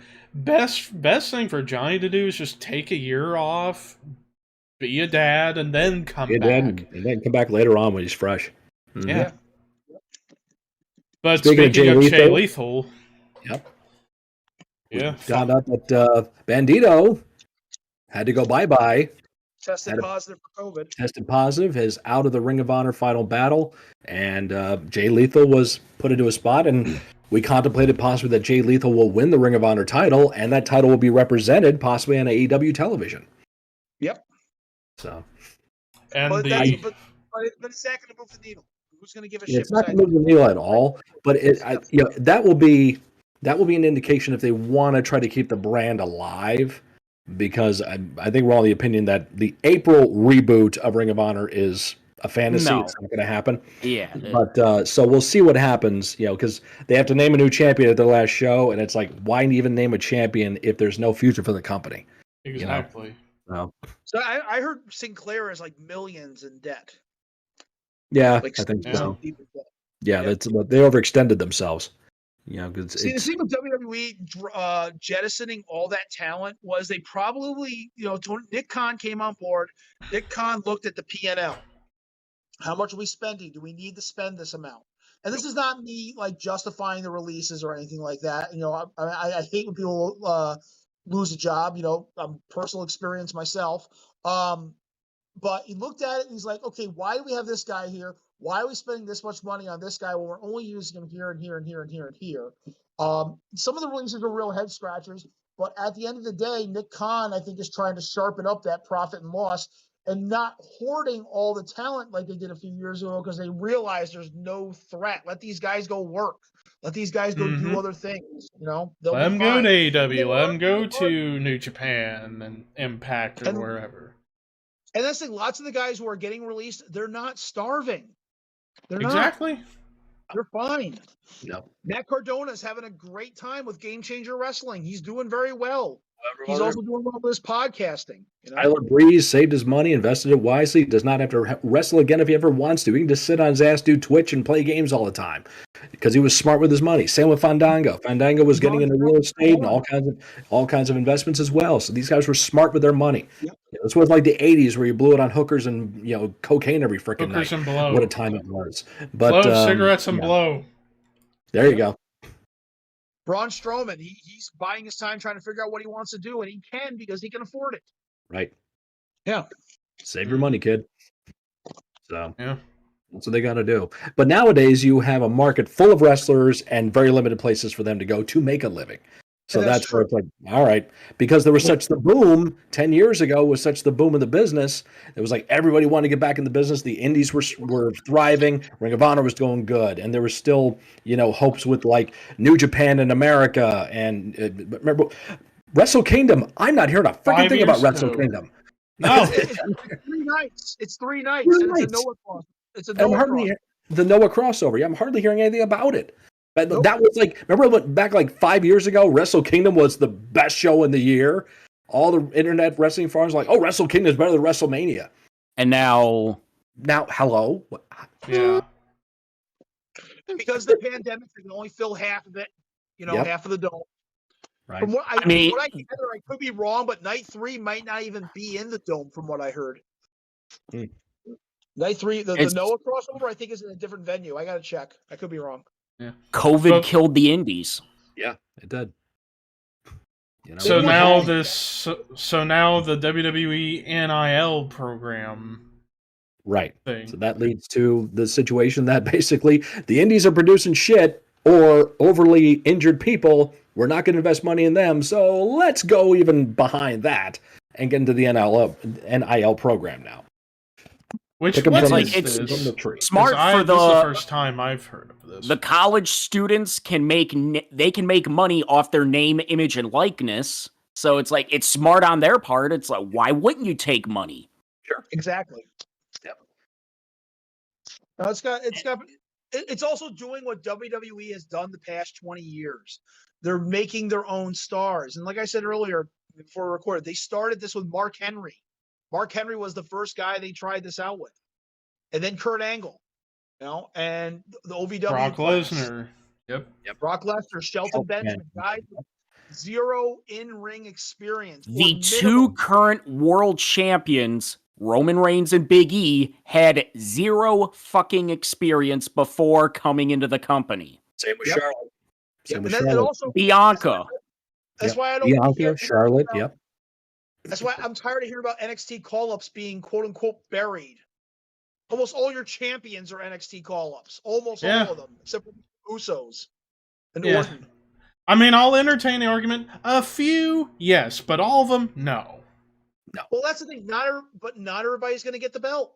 Not everybody's going to be champion. And that is a good point. But like, I will agree that the one prime example of an NXT call-up getting fucked over, the Ascension. I will agree that was bad because they went from being arguably the best team in NXT up to that point, longest reigning NXT tag champs, and then you bring them up and make them Road Warrior ripoffs, and then they just get their asses kicked by a bunch of old men. I will agree that one was pretty bullshit. But others... No. The Smarks are all whining because Nakamura is not a 100-time WWE champion right by now, so... Or they're not getting the Brock Lesnar dream match that they wanted from New Japan from years ago. I think they want. Yeah. They think they want. It's and then the other thing. That match? Mm-mm. Yeah. Did they even see? Nope. Right. They didn't. And then the other thing I forgot to mention with the Ascension, the thing that makes that one worse, they were homegrown guys. They were. And But it's like, the best wrestlers are the ones who are actually wrestlers. It's where do you think wrestlers come from? Trees?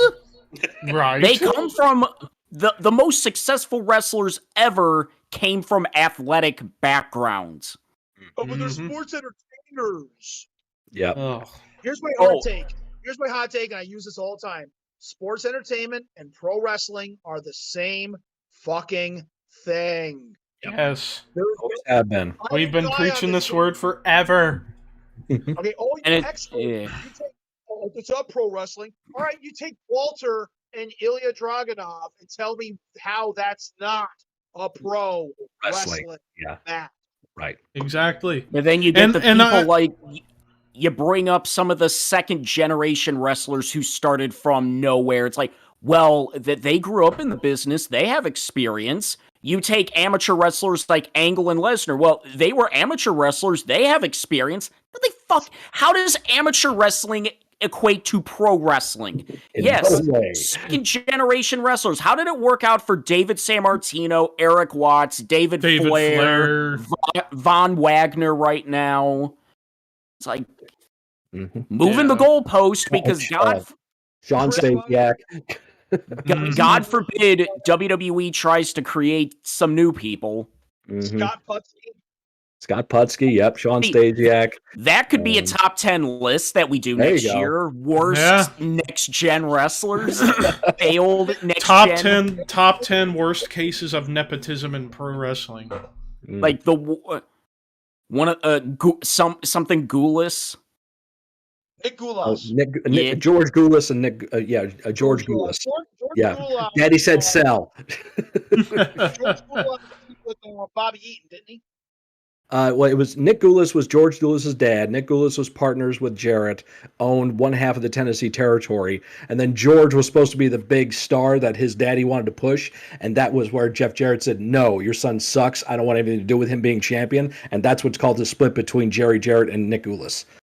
So, I can see Jerry saying that word for word, but being very calm about it.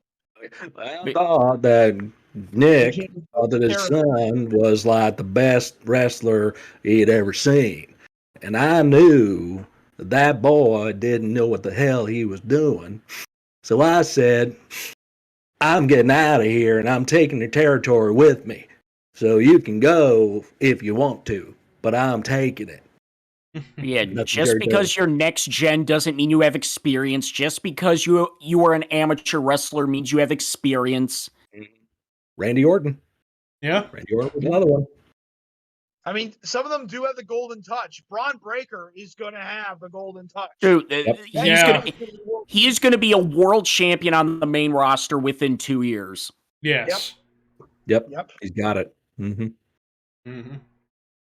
He looks like Rick, talks like Scott, and is a fucking natural. And he's had less than 20 matches. And he's got Goldberg's charisma. Yeah. because Bill's been a friend of his for years. So He Goldberg's his mentor. You tell Braun Breaker that Goldberg sucks. Let's see how far that goes. yeah, see how far that goes. Right. Go ahead. Braun Breaker is better on the mic than his dad was at that point in his career. Very true. Yeah. Mm-hmm. Well, Reed was never Brock. You could see Brock being the guy to maybe dethrone Roman, and then here comes Braun Breaker to take it from Brock. Yeah. And to avenge his mentor Bill Goldberg. But ching, yay! Or Braun's the guy to take from Roman. Braun Breaker's first program could be Bobby Lashley. That would be cool. That would be fucking cool. Hell yeah. Lashley, as much as I love Bobby Lashley, he is getting up there in age, so he's going to eventually start. Yeah, he's 45 now. Yeah. Oh my God, he still looks amazing. He still wrestles amazing. He's a killer. Yep, looks great. And then speaking of NXT call-ups, I've seen this thing they're doing with Austin Theory and Vince. What is going on with this? Because I saw 2 clips from Raw Monday where he's sitting down talking to Vince, and Vince giving him a second chance to make an impression, and then he comes out and attacks Finn. I'm trying to figure out where the hell this is all leading to. Maybe he dethrones Damian Priest for the U.S. title? Maybe? They probably don't even know. Probably not. That's probably more like it. Vince is figuring it out. We'll come up with something next week. We'll sit down and we'll talk some plans out. Okay, good. But I mean, and Ricky just said 5 minutes of the show. Do we have a script yet? No, it sucks. Rewrite the whole thing. And speaking of Vince, and Ricky just brought up, and the fact that Vince is doing these segments with him, it shows Vince does have some faith in this kid. Yeah. So For now. For now. But I mean, I guess the payoff to all this could be he'd be the one to take the U.S. title off of Priest, because when I look at the U.S. title picture, who the fuck else is going to take the belt off Damian Priest? Yeah, really. Yeah. I think a good step would be to have Austin Theory just go out there, just beat the crap out of everybody to impress Vince. Vince gives him a chance to win the belt, and he gets the U.S. title and runs with it. That'd be the way I do it. That's the thing with Vince. You could fuck up and not know it. And I think that's what happened with Aleister Black. He must, or Keith Lee. They must have fucked up somewhere, and they didn't realize it. It all depends on if they got a hair across their ass that day or not. And you could say the wrong thing, do one little thing wrong, and it crosses the boss or crosses one of the agents, and they get to Vince before you can and tell the boss what you did and expand upon it, and all of a sudden you're marked with an X and you're a failure. We don't want you around here anymore. Well, it is that cutthroat. It is that ridiculously politically. So yeah, it is. Pushes killed just because they heard something, that may or may not have been true. Yep. Right. They sneeze sideways. Yep. What are you doing talking to this person? You shouldn't be talking to them. Vince, he's talking to him. What's he doing that for? I told him not to. No, you didn't. You never told me I couldn't talk to him. Well, you shouldn't do that. I don't know that. You should tell me that. Well, you should know that. How am I supposed to unless you tell me? It's like the kid who swears in front of his parents. He doesn't know he said anything wrong until they hit him. Shit! Ow! Fuck! Ow! I'm supposed to know until you tell him. Put him a list down. Write a list. That's kind of going on. What I heard that's kind of going on in AEW from what I heard from sources. Yeah, you tell me about this. The YouTube shows are a free for all. But there's rules and nobody knows them. Because Tony is too focused on Rampage and Dynamite that he has agents running dark and dark elevation, and there's like a whole bunch of rules, but nobody knows them. And the only way they know them is when they break them and they get yelled at. So. And Ricky brings up a good point too. Vince likes to be proven wrong. If somebody he sees thinks he doesn't have what it takes, prove him wrong, and we'll go with you. Well, then do it. Go out there and show me. That's if they give you the parameters to prove them wrong. Yeah. Because sometimes you don't have that option. No. Yeah. No. Sometimes you only have enough rope to Hang it. Well, Al Snow said one time, it didn't matter what anybody said backstage. Once you were in the ring, it was all on you. You could do anything you want to get over or do whatever business you need to be done. It's not that way now. Now that because you got the referees with the IFBs telling the wrestlers every little move they got to make sure they're doing and pick up the pace, grab a hold, do all this stuff. So you really have no freedom anymore. When you have to go through, remember when we started hearing about walkthroughs? Practice runs for shows. Wrestlers were getting in the ring way before the show was going on and go through their match. You never heard about this shit, 20 years ago. You want to have, Hogan, Piper, you're going to have a walkthrough. Excuse me? You're going to go to the ring and you're going to have a walk through your match tonight. Doesn't work for me, brother. Exactly. Like, well, I don't know what that is. I'm walking through. I'm walking the bathroom later. You good sir. So, but yeah, walkthroughs and just all that. It's just everything is minimalized now to the most minute detail. There's no freedom anymore in the business. You just have to be willing to be a puppet, and they learn it in NXT. That's what they learn how they do it there, and it just flows up to the main roster. That's the way it is. Remember the Saturday Night's main event with where Piper cracked Adonis in the arm with the crutch. The crutch, yep. Mm-hmm. And he goes off about some guy with a skirt and some fat hand, referring to Don Morocco. Yep. Why did you get fat? Yeah, never happened nowadays. Oh my God! Well, look at you. You've been milked today. Anyone milking today, you fat cow? Anybody milked you lately, you fatso? You gotta understand here, Mr. Adrian Adonis. I kind of want my show back. Nobody here cares about your dresses and your flowers and First thing that's got to go is this stuff there. AC? Is that what they call you? AC now? What are you doing, man? You got a case of AC Doocy. Birds of a feather flock together here, brother. I'm telling you, I'm going to send you home to your mama.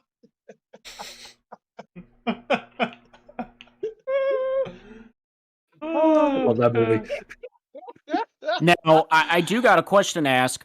What would Terry Funk think of walkthroughs in wrestling today? Exactly. What the hell do you intend me to walk through? I've walked through shit in my life more times than you could ever imagine. I had that jackass, but what I never told you was the piles of manure that jackass left in the goddamn trench every damn night for me to walk through. So is that what you want me to walk through? Because wrestling somebody like The Miz would be like walking through shit for me. That or Clip that. a very sick horse. The horse is sick. You gotta go home. Bye. Sick horse. You gotta go home. Go home. I have You don't get to go home, you motherfucker. Not until you are How's asleep. that horse doing? You can ref me and Bret. Hey, you're on the show, then. You're on the show. I'm not. I got involved. Shawn Michaels, I'm gonna make you pay for making my daughter look like a whore. I'm gonna put you in a sleeper, and you will never wake up again. Mm-hmm.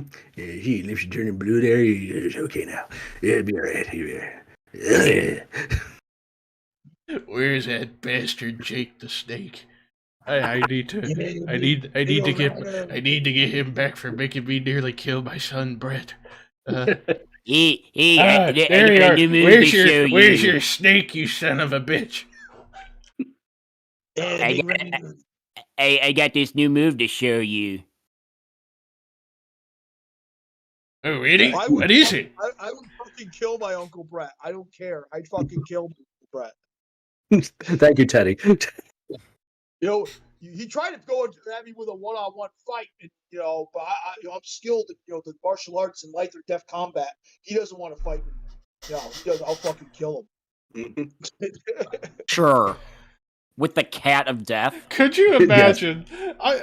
Going back to that WWE Storytime segment where Jake's talking about where he's getting pitched the idea to become Jake the Snake, and he describes how he'd have to lace up boots and take them off every night. And he's like, I go up to the pearly gates and St. Peter's sitting there reading my record. I could just picture that instead of St. Peter, Stu Hart reading Jake's record in heaven. You spent 3 months of your life lacing up boots. Are you a complete jackass? Wow. All right, I gotta go find our cats. I'll be back. I gotta go, guys. Find some pussy, man. Alrighty. I'll see you later. Find the Later. kitty cats. Oh God, what the hell did I just say? It's time to find some pussy in the Ball household. Clip that, please. Oh Hey. my fucking God. Had to do it. Just That make might sure, be the best way to make- end this. Make sure I it's think not so. my daughter's pussy, otherwise I will have to kill you. It smells like a whore. Smells like All right. fish. It smells like fish. Smells Leave like Bobby fish. out of it. Yeah, come on. If you want to get fish involved, let's bring Owen back and put a sardine in the turnbuckle. Alright, anyways, so that does it for this week's episode. So, real quick, I want to go ahead and make this note. Scott, are you going to be able to be here for next week or not? No, I'm out of time. I forgot about that. About Okay, that. so It sounds like we may have to move shit around, possibly? Or we don't have to do Starcade. I don't know. we could just do a best of next week or something, or all of Scott's Terry Funk impressions clipped together. That into honestly one would be the episode. best episode. That would Just the honestly same be shit better. over and over again. Let's be honest. You know what? That's next week's episode. I'm making a montage of Scott and Terry Funk going to town. Oh, There's nobody's your gonna watch episode. that. There's Nobody's your gonna watch episode for next week. Really? Because I've posted the first time you posted Yeah, you did. Terry Funk, and it got skyrocketed. So I honestly think that would be a better idea for next week. It's just not even a live episode. It's just going to be episode 81, the best of Scott's Terry Funk voice. No, don't do that. I'm Just give doing it. everybody a You're spot, not. please. You're not talking me out of this one. Give everybody a spot. I'm committed. It's all about me. I'm gonna be- committed. It's gonna go to shit. Put your stuff in there. Put James in there. Put Walter in there. Yeah, that would be better. But it's mostly going to be you. I mean, yeah, it Best should be of- number but one. still. But yeah, The best of 2021. there you go. Best clips of 2021 for There, Shadow Cult, that's better. no, I won't because I'm completely I'm out of town all next Yeah. weekend and with my family in New York. The following week we were going to do a show anyway because of Christmas, but then the following week we start New Royal Year's. Rumble month Royal Rumble on time. New Year's Day. Yes. Yep. Well, wait a On minute. day one. That's day one. Mm. Pay per view. But it's fucking day Yeah. one. Yeah, was the only day thing one. that- it's no. It's not like it's the Royal Rumble itself. No, That's true. No. But with that said, I think with the best clips of 2021 next week, I think would be a perfect send off for having a show on the channel and going forward, moving it over to my channel or something like that. Yeah. Because start of a new era for the podcast. Pretty Shadow much. Cult 2.0. There you go. There you go. Aha! Ah. And hell, Change maybe the entire formats. maybe a new intro will be coming. I've been thinking There you about go. wanting to make a new intro for my channel in How general. about a rap intro? No. With a lot of like psychedelic colors, and like a lot of pastels. No, it's going to be even more cold and grim. Nice. Sounds harsh. I don't give a shit. You want a Straight friend? black metal on Go this get a one. dog. There you go. Straight black metal on this one. Hey, you're catching on. But plug time. So, Scott, take it away. All right, you can find me on my YouTube channel. It's Mr. Scott. I got some fun stuff rounding out the month of December, so please stop on by there and check out my content and subscribe there too. hit me up on Twitch, twitch.tv/it's Mr. Scott. I jam out on bass guitar. I'm playing some Christmas songs these days on there, so stop on by and chat away and talk with me about that stuff. And of course, check out my Patreon, patreon.com/Mr. Scott. You can support your favorite middle-aged metalhead, and if you sign up at the $10 or above tiers, you get the option to send me direct requests for reactions that I guarantee I will do on my channel. Sometimes folks put stuff down in the comments for me to do, and I just can't get to them. But if you contribute to the Patreon and I see those requests there, I will definitely get those up on my channel.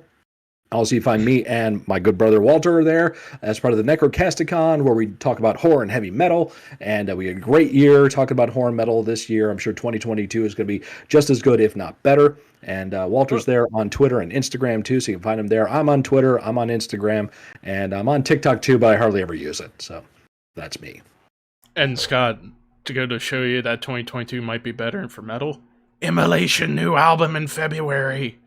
Yeah, that's awesome. With a tour, Oh, and I God. hopefully will go to the Huntington show that they're doing the day after album release. February is going to be such a weird month for me then, because the new Immolation album is going to be killer. But there's a new Texas Chainsaw Massacre movie coming to Netflix, and I don't know if I have it in me. I really don't know if I have it in me. I saw the trailer, and I'm like, okay, I'll give it a shot. And then I'm like, what did I do to myself? I love the original. We don't need any more. Stop.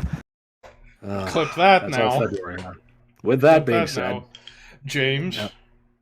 You can find me on my YouTube at We Are Pro Wrestling, where this past week I talked about Vader in the WWF. This coming week, right before her birthday, is going to be all about Trish Stratus. And then I'm going to be talking Taz in ECW. And then New Year's Eve, the 2021 In Memoriam. So, and then 2022 is going to be a whole bunch of sort of stuff. And I'm going to be talking about all that at the end of the year, start of the new year. And you can find any updates or anything on my Twitter at WAPW_wrestling. And finally, subscribe to me on YouTube, ThrashManiac99. Well, chances are, if you're watching this, you already are subscribed. But lately, for the past 4 or 5 days, I've hit a sudden surge in subscribers. Thanks to a shout out from Necrotic Nick from the Thralls of Metal, where he responded to my Death Metal Albums for Beginners video, and my video's been blowing up, but his is blowing up big time. His video's only been out since Tuesday? Almost 10,000 views, and I've gained about 60 subscribers since, so I'm almost to 3,200, so thank you, Nick, for that. Those are great videos, by the way. I really enjoyed watching those videos. Those have been really cool. Because I would think of an album, you would say it. I would think of an album, you would say it. I'm guessing you watched my last one for traditional metal albums? Yes, I did. Good. Yep. Because I almost did a video too, with almost that exact same subject, and like 90% of what you said, I was going to have anyway, so I threw it away. I didn't bother doing it. Yeah, I was like, okay, Levi took care of it for me. I don't have to. He's got it covered, But so. but as far as future stuff, I got a video coming tomorrow for the metalheads I want to check out. I wanted to originally do it as 20, but I whittled it down to 16. 16 albums from 2021 I missed or forgot to review, and I go from my lowest score to my highest score. I've also got another beginner's album list in mind. I'm still trying to figure out what genre I want to go for next, because I've done death metal and classic metal. Thinking about doing thrash? Possibly. But that's that. I also got a possible retro review coming up. I'm still debating on what album to do for that. But next Sunday, not this Sunday, next Sunday, Horseman podcast, the opening of Christmas presents and the album of the year list. However, I'm also going to do a separate video of the top 20 of 2021. Because for Horseman, we're only doing 10, but I want to do a separate video of 20. Because not all my subscribers that are watching for the metal stuff watch Horseman. So I figured another avenue for that. But 2022, gonna go even harder on the reviews, considering already we've got a bunch of good stuff coming out. Amorphous. Hell, Immolation yesterday just announced a new album called Acts of God, so it sounds like they're going back to their evil roots a little bit. Voivod, a whole bunch of stuff. Possibly new Metallica. Finally new Megadeth. Bunch of shit. But, yeah, next year is going to be the year of me in terms of reviews and other metal content, because basically, let's be honest, that's all I really care about doing on YouTube, on my channel, is that. But Shadow Call will be moving over there starting January, so the wrestling content, quote-unquote, will be back in some facet. But that's on the YouTube side. You can follow me on Instagram at thrashmaniac_YT. And finally, you can follow and or subscribe to me on Twitch, thrashmaniac99. But until next week for this special non-live episode of the best clips of 2021 of just us going nuts, realistically, until the new year, horns high, and we will see you in 2022 if I'm not dead by then. Merry Christmas, jackass.